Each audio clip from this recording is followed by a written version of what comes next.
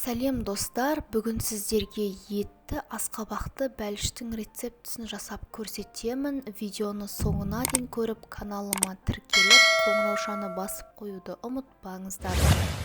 Бізге қажетті ингредиенттердің тізімін астыңғы описаниеден көре аласыздар. Ең алдымен ыдысымызға 2 дана жұмыртқамызды жарып аламыз. Оның үстіне жарты шай қасық тұзымызды қосамыз. 200 грамм сметанамызды қосылып, массаны жақсылап, бір келкі болғанша араластырамыз.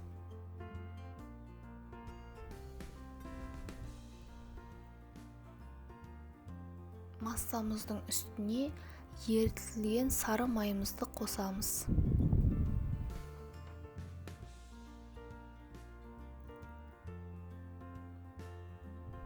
Бұдан кейін ұнымызға қопсытқышымызды салып, електен өткізіп қосамыз. Ұнымызды бірден емес, 3 бөлікке бөліп асықпай қосқандарыңыз жөн. Жабысқақ қамыр илейміз. Яғни біздің қамырымыз қатты болып емес, қолға жабысатын болып иленеді.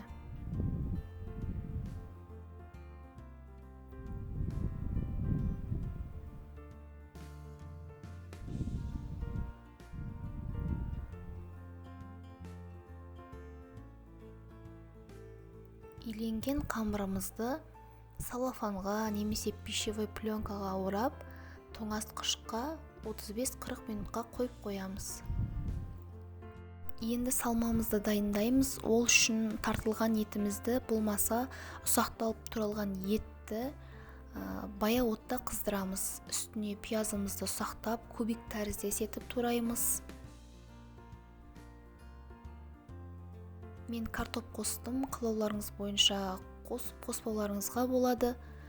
Картоп қосатын болсаңыздар да ұсақтап, кубик тәріздес турайсыздар. Асқабағымызды да дәл солай ұсақтап тураймыз.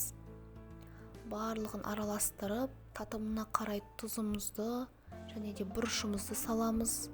Шамамен 15 минуттың көлемінде орташа отта жақсылап қуырылуы тиіс. Кейін оны суытып қоямыз.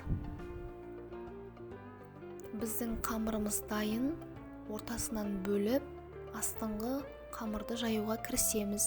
Аздап ұн себе отырып, қатты жұқа емес, орташа қалыңдықта қамырымызды жайып аламыз.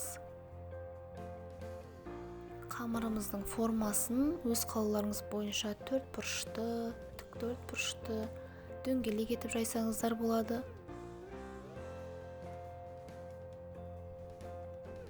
Және де осының үстіне біздің суытылған салмамызды жақсылап саламыз.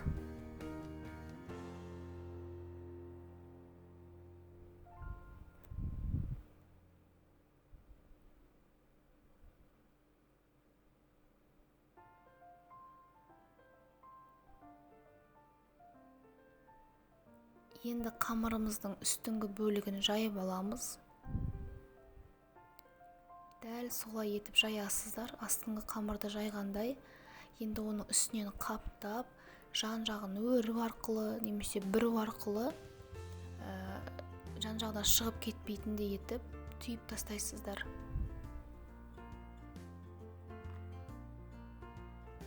Және де дәл ортасын осылай тесіп қойсаңыздар болады. Жұмыртқаның сарысымен жақсылап бетін жағып шығамыз. Қамырымыздың дәл ортасына сары майымызды салып жіберейік. Бетін қалауыңызша макпен, болмаса күнжіт тәрізді дәндермен сәндесеңіздер болады. Шамамен 180 градуста 35-30 минуттың көлемінде пісіп шығады. Өте дәмді әрі өте сочный болып шығады. Барлықтарыңызға ас болсын. Сіздермен болған Фариза.